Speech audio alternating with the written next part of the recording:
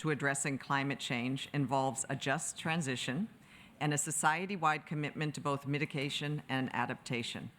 How does South Africa plan to leverage its unique position and experience in implementing a just transition? Thank you, Secretary General of the United Nations, Your Excellencies, ladies and gentlemen. We have witnessed with increasing alarm the effects of climate change, environmental degradation, and unsustainable production and resource scarcity on human health and well-being. As countries across the world seek practical ways to build back better from the COVID-19 pandemic and multiple crises, we are presented with a unique and unprecedented opportunity to set the global economy on a more equitable, environmentally sustainable, and low-carbon developmental path. Despite having little responsibility for causing climate warming, Africa is warming faster than the rest of the world. Like other parts of the global south, the continent is significantly affected by climate change. As such, climate actions cannot be separated from the drive for sustainable and inclusive development. The science that we see sends a clear message that the world is not on track to meet the goals contained in the Paris Agreement.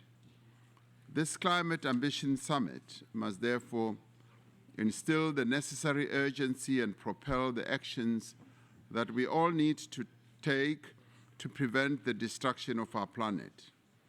Developed economy countries in particular must act with urgency to accelerate the reduction of emissions and fulfill their obligations and honor past promises. Earlier this month, there was a summit that was held in Nairobi, which resulted in the call to action. To achieve the vision that was set out of economic transformation, African leaders have called on the international community to support efforts to massively increase Africa's renewable energy capacity by 2030. They are seeking, as leaders, investment in smart, efficient green technologies. They have called for support to strengthen actions to halt and reverse biodiversity loss, deforestation, as well as desertification. Structural reform is needed to promote transitions that are just and inclusive. And global and regional trade mechanisms must enable products from Africa to compete on a fair and equitable basis.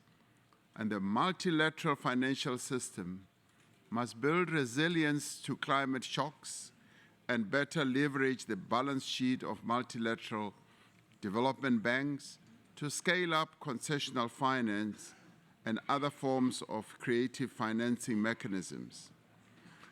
The system needs to provide interventions for debt management and relief to prevent debt default. Financing for climate action should respect the right of all countries to pursue their own developmental pathways.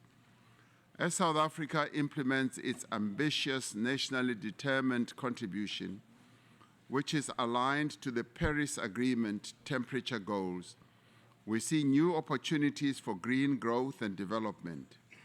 With abundant solar and wind resources, with significant resources of critical minerals, South Africa is positioning itself to be a leader in renewable energy, green hydrogen, and sustainable industrialization.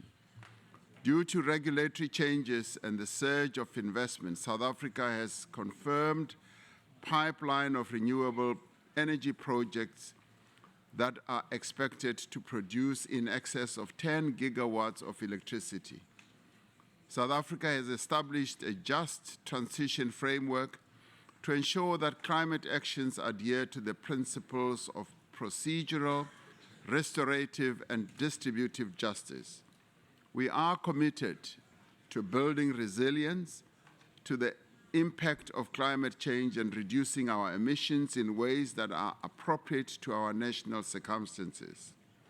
As South Africa and as the African continent, we are working to give substance to our assertion that no country should ever have to choose between developmental aspirations and climate action. This summit must therefore demonstrate that the leaders of the world are committed to ambitious climate actions that are inclusive, comprehensive, and in the end, that they should leave no one behind. I thank you.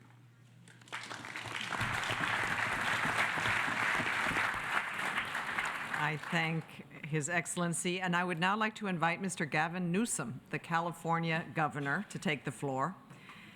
Sir, California now has a 2045 net zero date in law, a credible transition plan to get there, and now a landmark lawsuit against some of the world's largest fossil fuel companies. Governor, please tell us more of the bold actions and policies that are needed and will be taken to deliver on California's